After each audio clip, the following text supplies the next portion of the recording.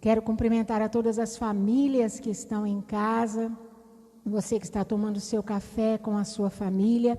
Achei um tema muito interessante, muito gostoso, né? Muito gostoso de conversar, de compartilhar, né? Culto ao redor da mesa, justamente no Dia das Mães, né? Que Deus possa abençoar a todas as mães que estão presentes, aquelas que estão nos seus lares ouvindo esta palavra, que Deus esteja abençoando a sua família, o seu lar. E como a pastora Hilda já disse, o Senhor é aquele que transforma situações. Porque o Senhor, Ele tem algo especial com famílias. O tema está no Salmo de número 133, eu quero ler rapidamente para você. Ó, quão bom e quão suave é que os irmãos vivam em união, como óleo precioso sobre a cabeça que desce sobre a barba de Arão, e que desce a orla dos seus vestidos, como orvalho de Hermon, que desce sobre os montes de Sião, porque ali o Senhor ordena a bênção e a vida para sempre. Eu acho muito interessante nós observarmos o cuidado de Deus desde o início da humanidade, o cuidado de Deus com famílias. A partir de Adão e Eva, o Senhor já se preocupava com famílias, né? Deus cria Adão e depois Ele cria Eva para que fosse companheira de Adão. O Senhor já tinha uma preocupação de que ali se formaria uma célula máter da sociedade, da humanidade, e ali o Senhor então estaria ordenando a bênção sobre famílias, e a ordem era multiplicai-vos e enchei a terra. Quando nós olhamos a palavra de Deus, desde o início dela lá no livro de Gênesis, e vamos acompanhando toda a história, nós vemos que Deus tinha um negócio com famílias, as genealogias estão presentes, e às vezes é cansativo para nós ler a genealogia. Ficamos olhando aqueles textos enormes, esse gerou esse gerou aquele, esse gerou o outro. E nós olhamos e vemos, Senhor, mas por que tanta genealogia? Porque o Senhor se importa com famílias. Quando nós olhamos para a nação de Israel, ela nasce a partir de famílias. Quando Jesus inicia o seu ministério terreno, ele inicia com as bodas de Caná da Galileia. Ali ele estava num casamento, mostrando a importância que ele dava às famílias. Quando Jesus está na cruz do Calvário, ele olha ali para o seu discípulo amado, João, e diz assim: eis aí tua mãe, mulher, eis aí o teu filho. Ele estava preocupado com a sua mãe, por ocasião da sua partida. Então Jesus, quando eu digo Jesus, eu estou falando da Trindade, de Deus, né? Estou falando de Deus. Ele sempre se preocupou com famílias, sempre. A Bíblia inteira ela está estruturada sobre famílias. E eu ouvindo uma mensagem esses dias atrás do pastor Lucas, que prega sempre conosco aqui também no congresso, ele dizia assim: toda obra que fazemos, tudo o que fazemos, só tem sentido se for para abençoar famílias. Eu acho muito lindo isso. Já foi citado aqui que quando Deus chama Abraão, ele diz assim: Abraão, em ti serão benditas todas as famílias da terra. O Senhor ama famílias, Ele tem propósito de bênção para a família. E, por outro lado, nós vemos que o diabo odeia famílias. O diabo tenta destruir. A primeira coisa que o diabo tenta destruir são as famílias, gente. São as famílias. Você que está sentado aí na sua mesa com a sua família, tomando o seu café, fique bem ciente de que a primeira guerra que você enfrenta na sua própria casa. A primeira e a pior guerra que você enfrenta é na sua casa.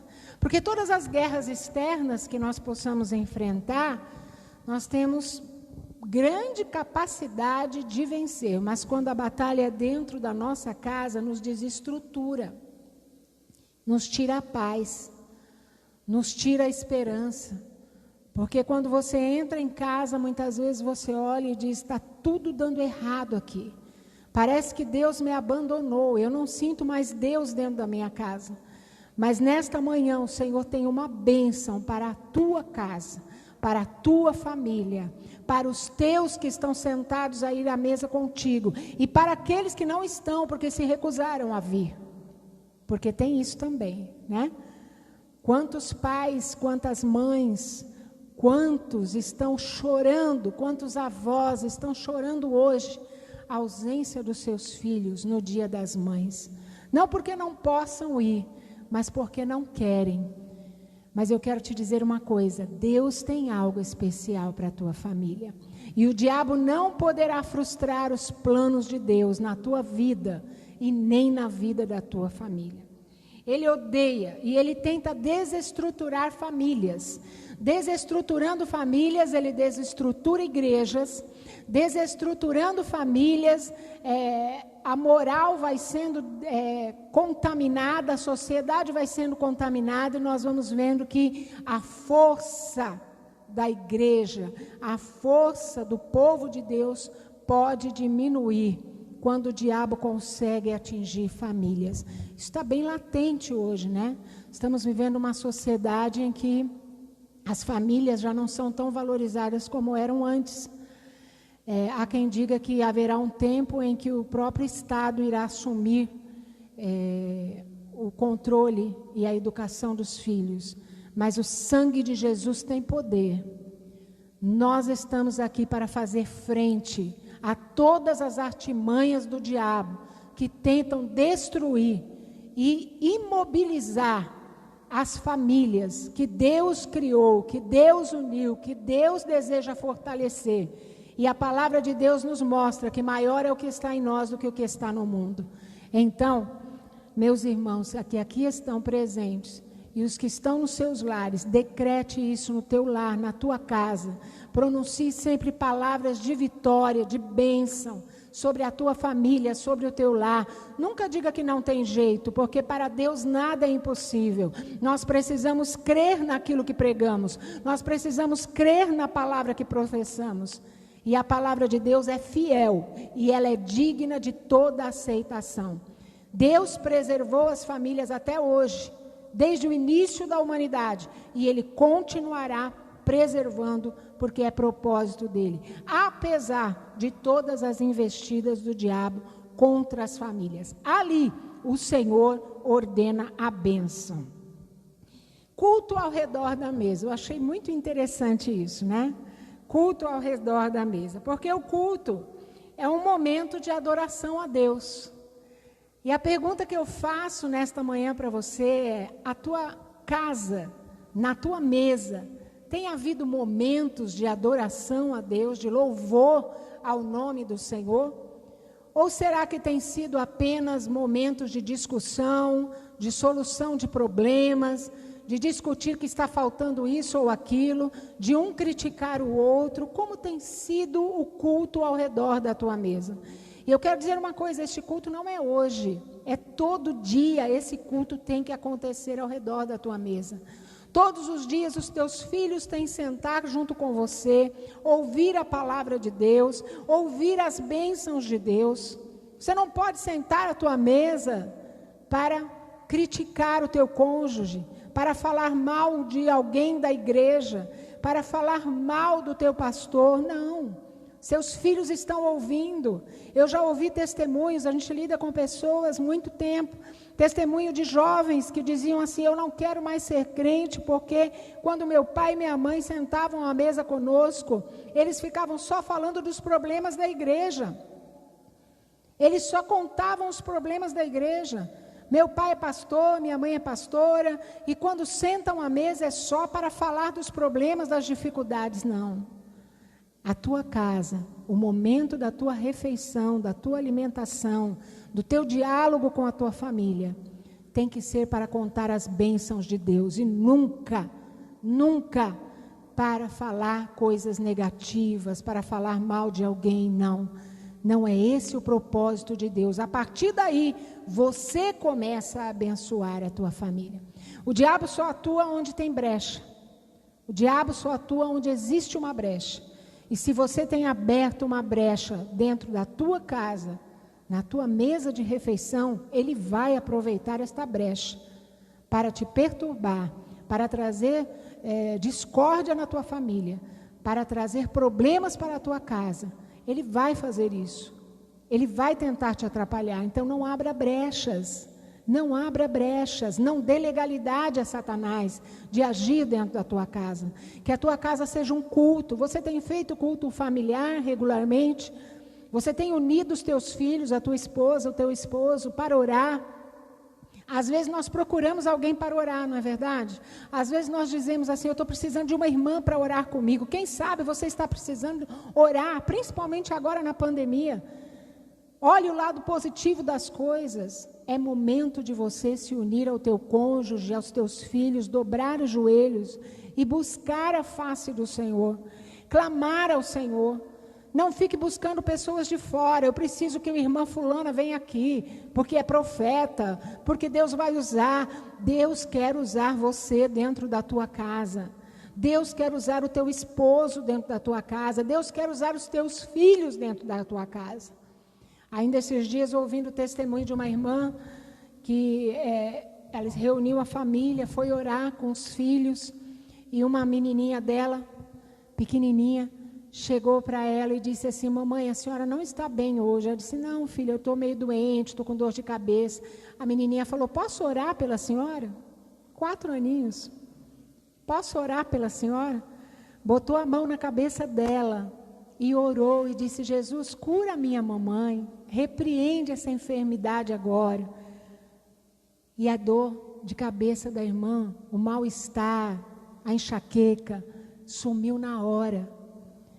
Às vezes nós achamos que Deus vai usar alguém de fora, mas Deus está querendo usar alguém da tua casa, da tua família, alguém que está bem do teu lado. O teu primeiro altar é na tua casa. O teu primeiro altar é na tua casa. Faça da tua casa um altar de adoração, de louvor ao Senhor. E não importa quão pequenos seus filhos sejam, quão pequenininhos eles sejam, mas eles já sabem orar, eles já sabem buscar ao Senhor, eles já sabem clamar ao Senhor. Uma irmã também conhecida, ela contava o testemunho de um filho de 7 anos. E ela dizia assim, o meu filho de 7 anos, ele engasgou com um pirulito. E ele engoliu o pirulito com o cabinho, com o palitinho e tudo. E ele começou a sufocar. E ela, desesperada, catou o menino, viu que ele estava sufocando, correu para o hospital e foi intercedendo. E o menino não falava, começou a ficar roxinho. Enfim, ele ficou 7 minutos com aquele pirulito entalado, até que socorressem e conseguissem tirar o pirulito da garganta dele. E sabe o que ele disse para ela? Mamãe, eu orei para Jesus me livrar dessa situação. Enquanto eu estava engasgado, eu comecei a orar em espírito. Mas uma criança de 7 anos orando em espírito. E essa irmã ainda dizia, já pensou se eu não tivesse ensinado meu filho a orar? Já pensou se eu não tivesse ensinado meu filho a buscar a face do Senhor, a orar? E ela dizia, eu ensinei o meu filho a orar. Eu ensinei o meu filho a ler a palavra. Eu contei para ele o que Jesus faz milagres. E na hora que ele estava engasgado, quase morrendo, ele disse, Jesus, me livra dessa situação. Do jeitinho dele, com 7 anos de idade, o Senhor ouviu a oração daquele menino. E a mãe contou o testemunho que o próprio menino orou. Dentro da tua casa, Deus tem um propósito especial. Na vida dos teus filhos que estão sob os seus cuidados, Deus tem um propósito especial. Então, marido, esposa, não abra brechas. Que o teu culto ao redor da mesa não seja somente hoje. Que os teus filhos não comam no sofá assistindo televisão. Que os teus filhos não fiquem vendo celular durante a conversa na mesa. Que os teus filhos não fiquem olhando o celular enquanto comem, ao invés de conversar com seus pais. Esses dias recebi um pedido de oração de São Paulo, de um grupo da nossa mocidade ainda da época, que hoje a maioria são pastores. E eu recebi um pedido de oração, e o pedido de oração era o seguinte: ore por uma família de pastores de São Paulo. A esposa, há 2 anos atrás, passou por um problema de memória. Olha isso, passou por um problema de memória e está melhorando. Só que agora, passado 1 ano que ela está melhorando desse problema de memória, o filho de 13 anos, se declarou homossexual e macumbeiro. Não quer mais ser crente. E disse para a mãe que ele teve acesso a rituais de macumbaria através do celular. E os pais nem perceberam. Já fazia 3 anos, quer dizer, a investida do diabo contra aquela mãe, há 2 anos atrás, já era um reflexo do que estava acontecendo com o filho há 3 anos atrás. Então isso não é brincadeira. O que o teu filho vê no celular, você precisa saber. O que ele está se alimentando, o que está indo para dentro dele, mas ele está quietinho, para mim é suficiente. Não, não é suficiente. Vá lá ver o que ele está vendo. Tem a senha do celular dele, tem a senha de Facebook, ainda que criança não é para ter Facebook. Pelo menos até os 15 anos, eu não sou favorável a criança ter Facebook, rede social, porque eles não têm maturidade para lidar com aquilo que aparece ali. As crianças hoje não conseguem ficar sem um celular, e é celular de última geração. Eles não querem qualquer celular, eles querem um celular de última geração e não têm maturidade para isso. Aquela família de pastores está enfrentando uma situação terrível hoje, com seu filho de 13 anos, que agora se declara homossexual. O diabo achou uma brecha, e mais, ele está ficando repetidamente endemoniado dentro de casa, irmãos. Dentro de casa. Peço aos irmãos que estejam orando por essa família, ainda que eu não conheça, não sei o nome, mas já tenho orado, para que o Senhor esteja dando livramento. Como está o teu culto ao redor da mesa? Como está o teu culto familiar? Deus não nos colocou em casa para nós ficarmos assistindo televisão. Deus não nos colocou nessa quarentena que já ninguém aguenta mais. Ninguém aguenta mais. Eu sou pastora, eu gosto de gente, eu gosto de estar perto, eu gosto de abraçar, eu gosto de estar junto, eu gosto de visitar. Mas neste momento nós estamos reclusos. E para quê? Para ficar assistindo televisão, para ficar olhando a internet, aquilo que não convém, para perder o nosso tempo.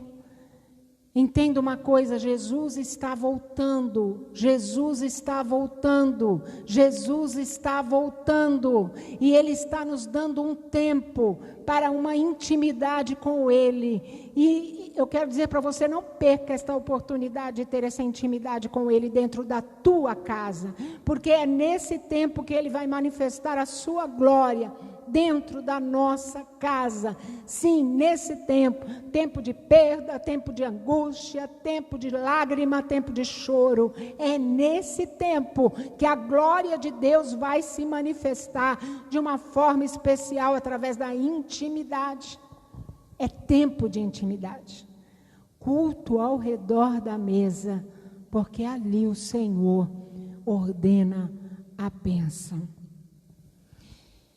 Eu estava meditando no que acontece ao redor da mesa, né? Que deve acontecer. Não é sempre o que acontece. O que acontece ao redor da mesa é oração.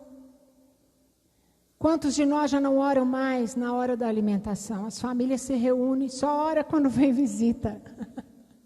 Só ora quando chega visita em casa e vai orar pelo alimento, vai orar.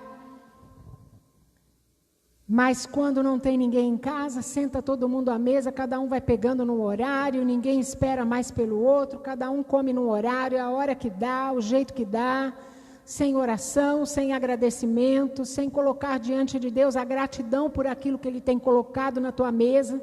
e interceder por aqueles que não têm o que comer. A oração acontece num culto ao redor da mesa. Eu não sei se você já iniciou assim nesta manhã, quando você se assentou ao redor da tua mesa com os teus filhos, com a tua família, você agradeceu a Deus pelo alimento, pela tua mãe, pela tua esposa, pelos pais, pelas famílias.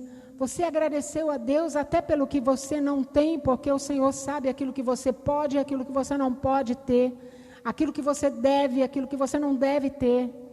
A palavra de Deus diz: em tudo dai graças. É difícil, mas nós temos que aprender este segredo maravilhoso que é dar graças em tudo. É um segredo. Não é muitas vezes um sentimento. Tem coisas que você não quer agradecer a Deus. Mas no momento da tua oração, experimente agradecer a Deus por aquilo que você não aceita, por aquilo que você não gostaria de passar, mas agradeça a Deus. Sabe por quê? Porque a palavra diz que todas as coisas contribuem para o bem daqueles que amam a Deus. Se a palavra diz, você pode agradecer. Você está entendendo por que a Bíblia diz que nós andamos por fé e não por vista? É por isso. Porque nós agradecemos por coisas que uma pessoa normal não vai agradecer. Nós louvamos a Deus por coisas que uma pessoa carnal não vai conseguir agradecer. Mas nós vamos conseguir, porque a palavra nos ensina, nós vivemos pela palavra e não por aquilo que vemos. A oração acontece num culto ao redor da mesa. O que mais acontece? O diálogo, né? O diálogo. E aí nós já falamos, por que nós permitimos e ficamos muitas vezes, né? Tem filhos que não conseguem a atenção dos pais, porque os pais não saem do celular. Na hora de comer, ou depois de comer, o filho está querendo atenção, espera um pouco, deixa para lá. Espera aí, papai está olhando a rede social, mamãe está olhando a rede social. E o seu filho vai fazer o quê? Vai também olhar a rede social, porque ele não tem mais nada que fazer. As crianças não brincam mais, só ficam no celular. As brincadeiras antigas, muitas crianças nem conhecem hoje, né? Esconde-esconde, pega-pega, né? Não conhecem mais. Não tem mais pula corda, não. As crianças só querem saber de ficar em joguinhos de celular, só isso. Cada um fica para um lado, todos juntos numa mesma sala, mas sem nenhum diálogo. Mas o Senhor está dizendo que o teu culto ao redor da mesa tem que ter diálogo. Tem que ter diálogos saudáveis, que edifiquem. É um momento de você se inteirar sobre o que o teu filho está fazendo. Como foi os momentos dele na escola. O que ele está pensando, quais são as dúvidas dele, com quem ele está conversando, com quem ele está tirando as suas dúvidas. Será que ele não está tirando dúvidas com alguém pela internet e você nem está sabendo e não está conversando com seu filho? Com quem o seu filho está conversando? Uma outra coisa que tem que acontecer ao redor da mesa é o amor. E aí eu fico pensando assim, às vezes é fácil a gente dizer que a gente ama o nosso irmão, mas quão difícil muitas vezes é nós dizermos que nós amamos os da nossa própria casa. Às vezes nós olhamos para alguém de fora e dizemos assim, viu, te amo, né? Alguém liga para você e você, oi, saudade e tal, te amo. Mas você não diz um eu te amo para a tua esposa, para o teu esposo, para os teus filhos. Há quanto tempo você não diz um eu te amo para os teus filhos? Há quanto tempo você não ensinou os teus filhos a dizerem que te amam também? Porque tudo que você fizer, eles vão repetir. As crianças são repetitivas. Elas repetem aquilo que elas veem dos pais. É assim que funciona. E muitas vezes é mais fácil a gente amar os de fora, ou dizer pelo menos que ama os de fora, e estarmos cientes dos problemas dos outros, das dificuldades dos outros, e ajudarmos aos outros. Mas quando chega na hora de sermos Aqueles que vão ajudar os da nossa própria casa, nós temos dificuldade para isso. Como está o amor no culto ao redor da tua mesa? Você já deu um abraço na tua esposa, no teu esposo? Você já deu um abraço nos teus filhos? Eu quero te dizer uma coisa. Pode todo mundo passar, mas quem vai ficar do teu lado é o teu esposo. Quem vai ficar do teu lado é a tua esposa. Até os filhos vão. Eles vão crescer, vão se casar, vão formar famílias, e no fim vai ser só você e ele. Então, aprenda a valorizar o teu cônjuge, aprenda a valorizar a tua esposa, aprenda a valorizar o teu esposo, aprenda a amá-lo, respeitá-lo, do jeitinho que ouviu no casamento. No casamento faz-se um grande discurso, que depois de algum tempo ele é esquecido. O respeito vai embora, o amor, diz que o amor vai embora, mas eu não sou partidária disso. Eu acho que o amor amadurece. O amor, ele amadurece, porque no início você não conhece os defeitos da pessoa, depois você conhece, e aí você ama com os defeitos. Isso é amor. Amar só quando a pessoa te traz alguma coisa, uma caixa de bombom, uma flor, alguma coisa assim, isso é fácil, né? Mas amar quando a pessoa te mostra os defeitos que ela tem, quando você divide a escova de dente, né? Aí é complicado. Quando você percebe o gênio, quando você percebe a intolerância, muitas vezes, do outro, aí sim, você aprende a amar. Então, que o amor ao redor da tua mesa seja presente, apesar dos defeitos da tua esposa, apesar dos defeitos do seu marido. Filhos adolescentes não são fáceis, mas apesar das dificuldades dos teus filhos, ame os teus filhos, ame, ajude ele a passar por essa fase de adolescência, de definição na vida. A adolescência é uma fase de definição, né? Costumo dizer que os meninos ficam feios, né? Cheios de espinhas, envergonhados. Eu nunca vi tanta timidez em adolescente, mas essa é uma hora perigosa, porque é uma hora que eles não procuram os pais para conversar. É uma hora que eles não procuram a mãe para conversar. É uma hora em que, quando ele entra em casa, você pergunta: tá tudo bem, meu filho? Ele diz assim: tá. E vai embora, vira as costas e vai embora. Se você deixar, se você não procurar se aproximar, ele não vai se aproximar de você. Ah, mas ele não se aproxima de mim. É você que tem que ir se aproximar dele. Porque ele é teu filho, ele é responsabilidade que Deus colocou na tua mão em primeiro lugar. Não transfira essa responsabilidade para a escola, não transfira essa responsabilidade para as tias na igreja, não transfira. O teu primeiro altar é a tua família, é a tua casa. O amor tem que estar presente ao redor da mesa. E a comunhão? Que é comunhão, né? Comunhão não é a gente pensar a mesma coisa, não. Porque eu não penso igual a vocês e vocês não vão pensar igual a mim. Nós não somos iguais.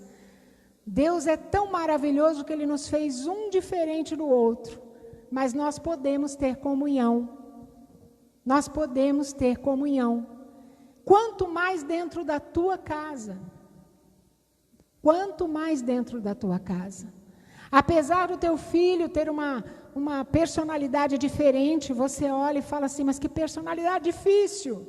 Dá uma olhada para você mesmo, há anos atrás, quando você tinha a idade dele. Talvez você não seja melhor que ele. Talvez a tua personalidade não seja mais fácil que a dele. Mas você venceu aquela fase. Ajude o teu filho a vencer também. Não deixe que ele fique isolado. Não deixe que ele fique sozinho. Não deixe que ele procure os amigos, se tranque no quarto. Tem crianças que estão se trancando no quarto e não vendo ninguém. Saiba discernir o tempo que o teu filho está vivendo e quais são as necessidades dele. Sabe o que nós temos que fazer? Que a gente não faz normalmente, é voltar atrás na nossa própria história Quem era eu quando tinha 12 anos? Quem era eu quando tinha 15 anos? Quem era eu quando eu tinha 17? Talvez se você voltar atrás, você vai se ver no teu filho com essa idade. Hoje você superou, mas ele ainda vai ter que superar essa fase. Ajude o teu filho, tenha comunhão com ele, tenha comunhão com a tua esposa, tenha comunhão com o teu marido. Conversem. Já falei aqui, o diálogo tem que estar presente. Tem marido que não conhece a esposa. Tem esposa que não conhece o marido. Tem filho que não conhece o pai. Tem pai que não conhece o filho. Eu estava vendo um programa esses dias, eu achei muito interessante. Não sou de muito assistir televisão, não tenho muita paciência, mas eu vi um pedacinho de um programa e achei interessante, que era onde o marido tinha que dizer as preferências da esposa e a esposa tinha que dizer as preferências do marido. Então eles perguntavam, né? Qual perfume que ela gosta? Qual a comida que ele mais gosta? Qual é a roupa preferida dele? Qual é a cor preferida dela? E eles iam fazendo essas perguntas simples. E você sabe que tinha gente que estava casada há muito tempo e errava tudo. Tudo. E aí o apresentador dizia assim, mas eu não acredito, vocês estão casados há quantos anos? 30 anos, 25 anos, né? Não sabe qual que é a cor preferida, não sabe qual que é o perfume preferido, não sabe quais são as preferências da comida, o que gosta, o que deixa de comer. Sei lá. Como assim sei lá? Você sabe muitas vezes qual é a comida preferida da tua melhor amiga, mas não sabe qual é a comida do teu esposo preferida. E vice-versa. A comunhão e o diálogo caminham juntos. Você não sabe muitas vezes qual é o problema que o teu marido está passando nesse momento. Tem gente que não compartilha a vida financeira, gente, isso é terrível. Não compartilhar a vida financeira. O marido não compartilha quanto ganha, sabe o que é isso? Porque não confia um no outro. Como você pode viver uma vida em comum se você não confia no teu marido não confia em você? Para sentar e resolva essa situação. Então vou separar. Não é o caminho. Não é o caminho. O caminho é você sentar e resolver essa situação. Vamos conversar? Quanto nós temos no banco? Quanto você ganha por mês? Se vocês dois trabalham, como eu posso ajudar? Como nós podemos nos unir para termos uma vida melhor? Como nós podemos nos unir para dar uma vida melhor para os nossos filhos? Criança não precisa só de escola.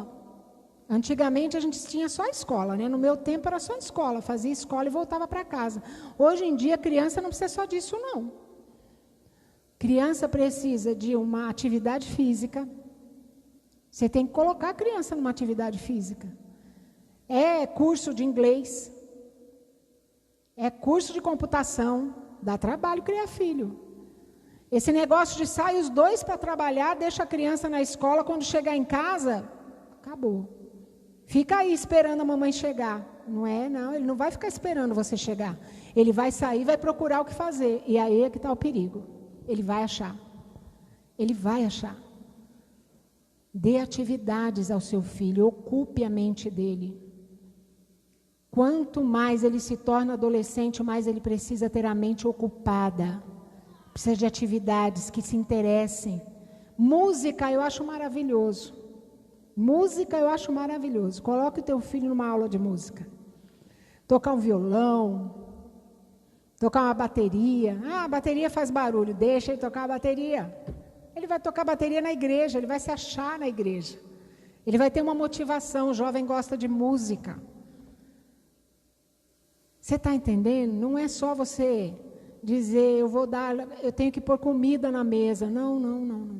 A mesa é muito mais do que isso. A mesa é muito mais do que isso. É amplitude. A mesa, ela tem uma amplitude muito maior. Tem um banquete preparado na tua mesa nesta manhã, que vai além das coisas que você colocou na tua mesa para comer. Esse banquete, ele é espiritual. Ele é um banquete de comunhão, de amor, de diálogo, de conhecimento do teu cônjuge, de cuidado. A palavra de Deus diz que se nós não cuidamos, se alguém não tem cuidado daqueles que são da sua própria família, negou a fé e é pior do que o infiel. Mas eu neguei a fé? Se você não cuidar daqueles que são da tua família, a palavra de Deus diz que você negou a fé e que é pior do que o infiel. Está lá em 1 Timóteo capítulo 5, versículo 8. É palavra de Deus, e a palavra de Deus é o nosso guia de fé e de prática. Temos que crer e temos que praticar. O teu primeiro altar é a tua casa, é a tua família. Cuide dele para depois você cuidar da obra de Deus, da casa, do Senhor, do ministério que Deus colocou na tua mão. Cuida primeiro da tua casa. Tanto que em 1 Timóteo capítulo 5, verso 4, diz assim a palavra de Deus: se alguma viúva tiver filhos ou netos, aprendam primeiro a exercer piedade com a sua própria família e a recompensar seus pais, porque isto é bom e agradável diante de Deus. Então, filhos, você também tem responsabilidade para com os teus pais. Você que já é adulto, você tem responsabilidade para com os teus pais. E você precisa exercer essa piedade primeiro para com a tua família, para com os da tua própria casa, para depois exercer para fora. Tem gente que faz um trabalho excelente de obra social, mas abandona a família. Abandona pais, abandona avós, nem vai visitar, coloca lá numa casa de repouso e esquece. Não, não é isso que Deus espera dos seus filhos. Deus espera dos seus filhos que eles valorizem a família, tanto quanto Ele, Deus, valoriza a família. Valorize a tua família. É fácil cuidar de uma pessoa idosa? Não, não é fácil. Mas é responsabilidade tua. Não abandone os teus. Depois que eles partirem, não tenha remorso. Coisa mais triste que tem é a pessoa ter remorso depois que alguém parte. Às vezes chora tanto num caixão, aquilo que não chorou a vida inteira. Não. Tua família, teus descendentes e os teus ascendentes são responsabilidade sua. Não deixe que no amanhã você venha chorar pelo que você não fez. É melhor fazer demais do que não fazer aquilo que precisa ser feito. Hebreus, capítulo 11, versículo 7, diz assim que Noé preparou a arca para a salvação da sua família. Eu acho interessante analisar Noé, Uma vez eu ouvi alguém dizer assim que Noé não foi muito bem sucedido, porque ele pregou, mas na arca só entrou aqueles que eram da sua família, não entrou mais ninguém, Mas eu quero dizer para você que ele foi o mais bem sucedido dos evangelistas, porque ele ganhou a sua família. Você já pensou se todos nós ganhássemos a nossa família, com o nosso testemunho, com as nossas atitudes, com as nossas palavras? Se cada um de nós ganhássemos as nossas famílias, quantos seriam salvos? Nós estamos com as igrejas cheias de pessoas, crentes, que têm família tudo lá fora. E muitas vezes as falhas estão na criação, no trabalhar essas vidas desde a infância. As nossas igrejas estão cheias de pessoas. Se você perguntar quem aqui tem alguém da sua família que está perdido, que está desviado, que está afastado, que não quer saber de nada de Jesus, quase todo mundo vai levantar a mão. Algumas vezes são falhas de criação, muitas vezes são falhas de criação, outras não. Mas eu quero dizer uma coisa, se nós nos esforçássemos primeiro com os da nossa própria família, quanto nós já teríamos ganho para Cristo? Quanto nós já teríamos ganho para Cristo? Não deixe os teus filhos se perderem. Vá atrás deles. Vá atrás deles. Eduque-os na casa de Deus. Nunca permita que o teu filho, quando chegar assim com 9, 10 anos de idade, diga para você, eu não quero mais ir na igreja. Aí você fala, tá bom, então fica aí que eu vou. Você vai para a igreja e deixa seu filho em casa assistindo televisão.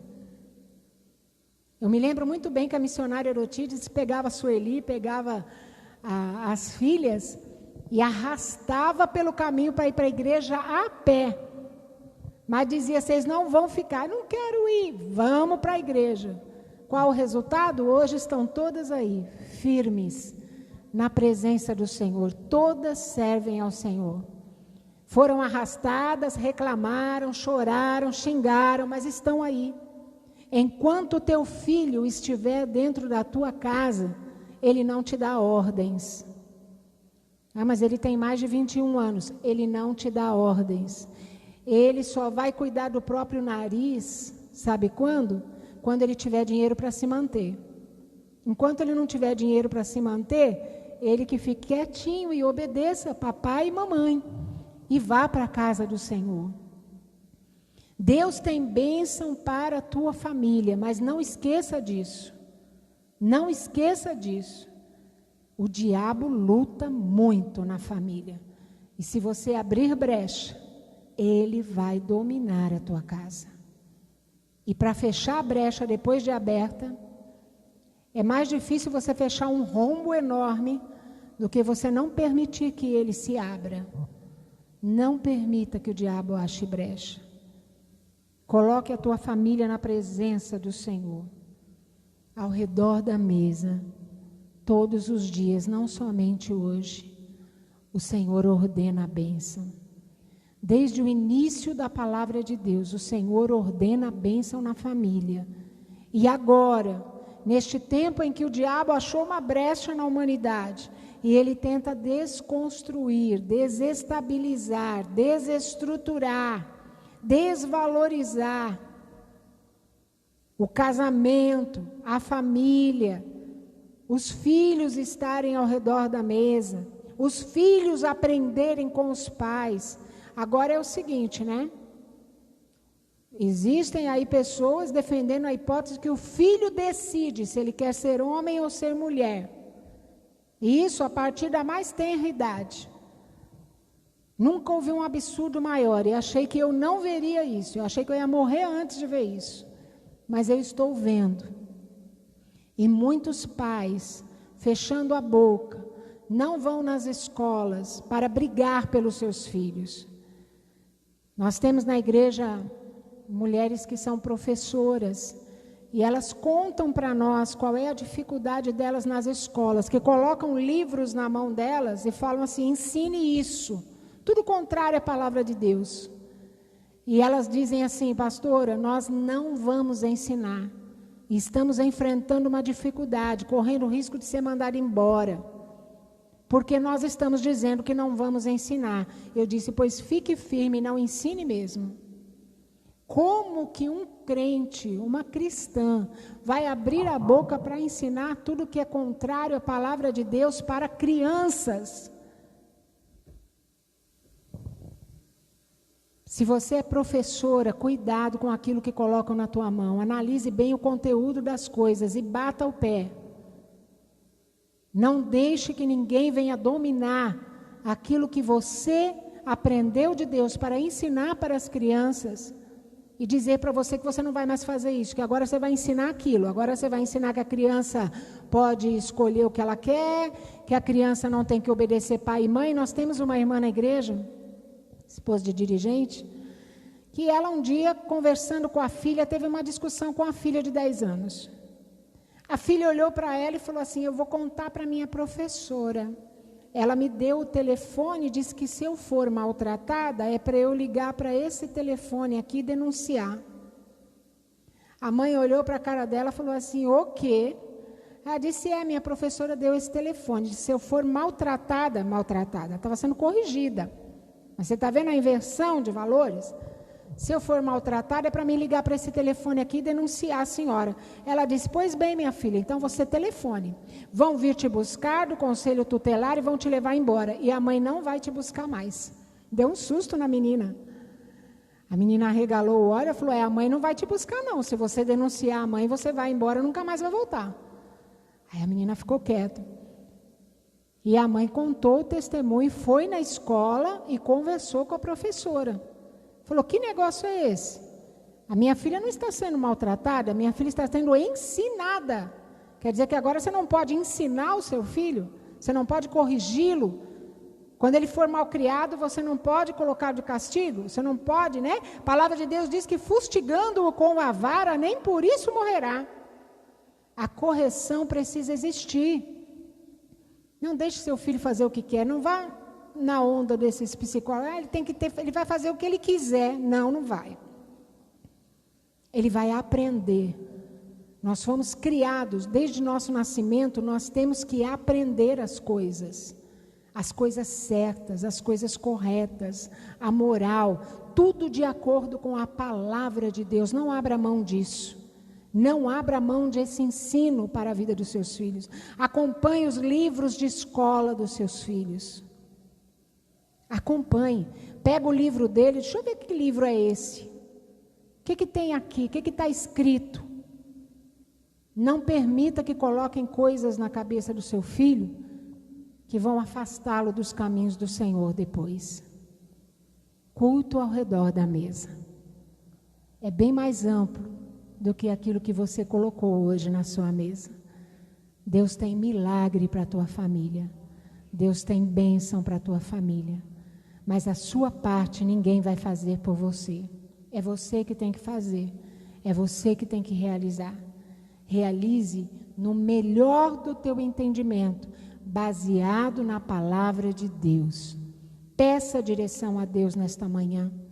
Peça a orientação de Deus nesta manhã. Sem a direção do Espírito Santo, nós não podemos fazer nada. Não confie na tua capacidade. Mas eu sei o que fazer. Não, nenhum de nós sabe tudo. Só quem passa pelo processo sabe quão difícil é tomar decisões.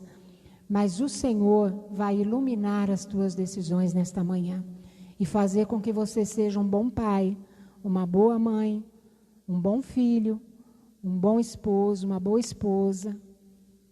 Deus vai te ajudar a ser tudo isso na tua casa, se você se colocar aos pés do Senhor e pedir a Ele sabedoria. A palavra de Deus diz que aquele que pede sabedoria, Ele não lança em rosto, Ele dará.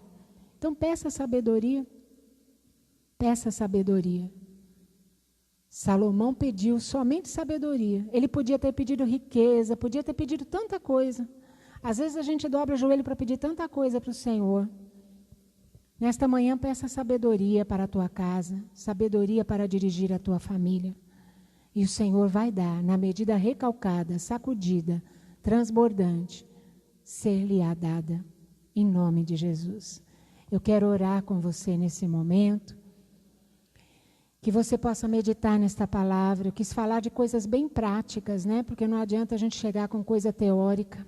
O dia a dia nos apresenta dificuldades grandes, que a gente, às vezes, não sabe como resolver.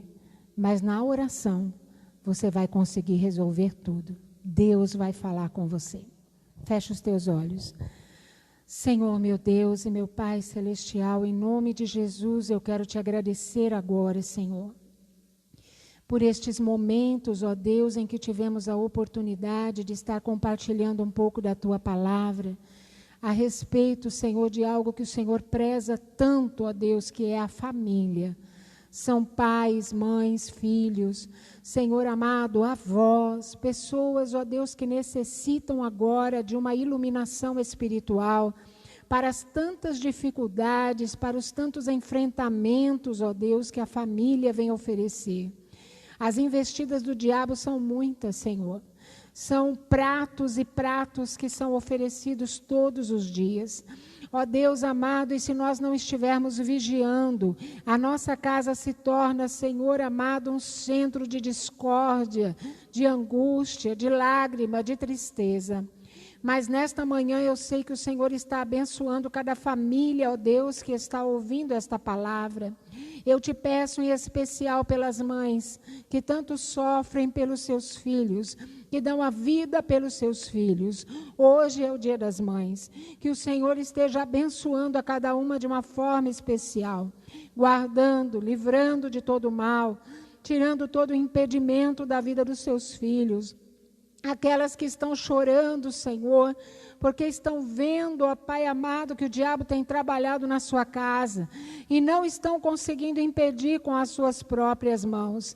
Que elas parem de lutar agora e que dobrem os seus joelhos para guerrear nas regiões celestiais, em favor das suas famílias, em favor dos seus cônjuges.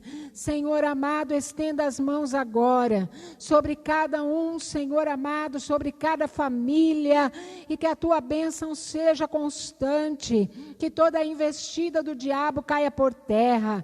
Ó Deus, aqueles que têm seus filhos envolvidos nas drogas, aqueles que estão perdidos na prostituição, quebra o laço agora. Aqueles que têm saído indiscriminadamente, trazido enfermidade, Senhor, para dentro da sua casa, não têm se preocupado, Senhor, com seus pais, com seus avós. Meu Deus, esteja agora visitando, vai de encontro, Senhor, a cada família, a cada filho, cada pai, cada avô, cada avó, cada tio, cada tia. Senhor amado, vai de encontro à tua igreja, porque nós somos irmãos, herdeiros com Cristo. Ó Deus amado, nós somos, ó Pai querido, co-herdeiros com Cristo e herdeiros de Deus. Por isso nós temos autoridade, Senhor, para clamar pela tua igreja, para esta família espiritual que o Senhor tem nos dado. Jesus, abençoa o teu povo, dá força ao teu povo, e que neste momento em que nós não podemos nos abraçar, não podemos nos confraternizar, mas, Senhor, que o teu Espírito Santo abrace a cada um agora, na sua necessidade, no seu clamor, na sua angústia. Pai, que ao término desta oração haja paz nos corações, haja discernimento, haja estratégia, Senhor, para que possamos lutar pelas nossas famílias e vermos a tua glória sendo manifestada. Pai querido, em nome de Jesus, nós adoramos e bendizemos o teu nome, crendo, Senhor amado, que tu és o autor e o consumador da nossa fé e que estamos de posse de uma grande vitória. Em nome de Jesus, nós te louvamos e te agradecemos. Amém, Jesus.